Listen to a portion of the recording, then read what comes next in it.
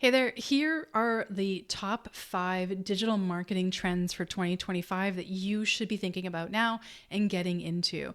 And if you're just checking this out, then make sure you are getting into these. I'm Jennie Wright. I'm a list build and lead generation expert, fractional CMO, and summit queen. All right, I've been doing lead gen for over a decade, and I'm telling you, this is what's coming and happening in 2025. Number one, we are seeing the return to humanity, even though we've had this massive AI sort of swing.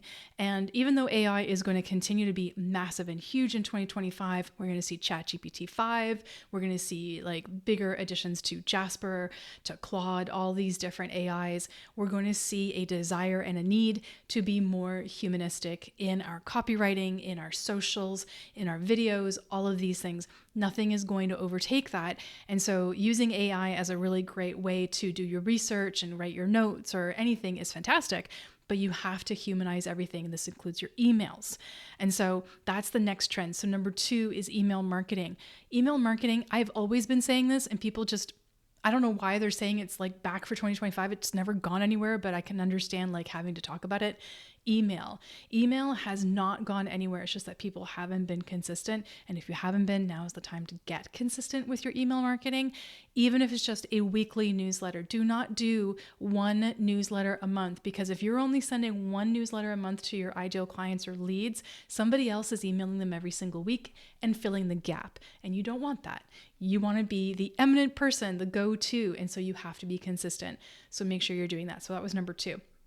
Number 3 is breaking down the content that you're sending out to people by the audiences that need it. So segmentation, delineation of your audiences within your bigger audience, within your bigger niche, meaning people within a digital marketing space like mine, not everybody wants to hear about summits. Some people want to hear about email marketing. Some people want to hear about sales, and other people just want to hear about how to grow their podcast. And so I break down all of my content by the people who want to hear about those things, and then I only send them what they want. And so should you.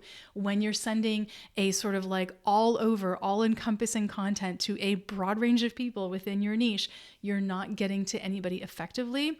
And everybody wants to feel like you're talking straight at them, not through them, basically not at them. They want you to talk with them. And so it's really, really important to speak to them in the language that they need to hear, solving the problems that they have, and only the problems they want to hear about and nothing else, because there's nothing worse than asking or contacting people and sending them information they absolutely don't give a crap about. So stop doing it. You only want to send the things that people really, really care about. And so only do that. Okay.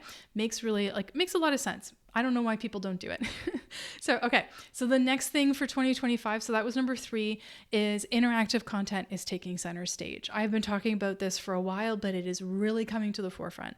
That means polls, quizzes, surveys, and calculators. Anything where there's interactive content, 2025, this is going to be massive. Calculators are huge. Quizzes, I love a great quiz. Polls are great. Take a look at how you can use these in your social media presence, in your email marketing, on your website. One of my clients, we just put an interactive calculator on their website to help people figure out their budget for paid advertising. And another client, we did one where we could actually figure out how much it would cost to hire a digital team to show them the cost savings if they had like a team that had all the people in it. It was huge. We're getting a ton of clients for that. So make sure you're doing that. Okay. That's number 4. Number 5, my last one, is making sure that you have automations set up for every instance that you can think of, so you keep people within your ecosystem. People have not been doing this enough. And in 2025, I think this is going to be a massive trend. And I think people should be really looking at that. So if you have a podcast, getting people to fill out a survey, having everything as automated as possible so you don't have to think about it and you don't miss on things. A couple months ago, one of my clients, they just realized that they had stopped sending a survey to all of their podcast guests. And I'm like, why? Because they actually just forgot. They forgot since like July to start sending these things. So now we have an automation and they're no longer forgetting. And now we're getting really great feedback. And here's my bonus. SEO in 2025, SEO is going to be a lot harder, but also it's going to get smarter. And so you're going to have a better opportunity to get in front of your ideal client if you're doing SEO properly, and Google can find that. That's making sure your pages are properly tagged. That's not doing keyword stuffing. That is so out. Make sure you're not doing that, and making sure you're using products and, plugins and all those wonderful things that are going to help people be able to see you, and also makes it easier for you to create that SEO. You don't have to spend $2,000 a month on an SEO expert to do all that stuff for you. We've got AI to help you. So go and do that. Then just make sure that you're not creating mediocre content. You're creating high value content, because Google is prioritizing that, and you're going to win at that SEO game.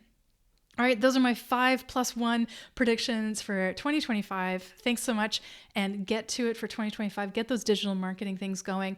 Let me know if there's anything I can do to help and support. All right, take care.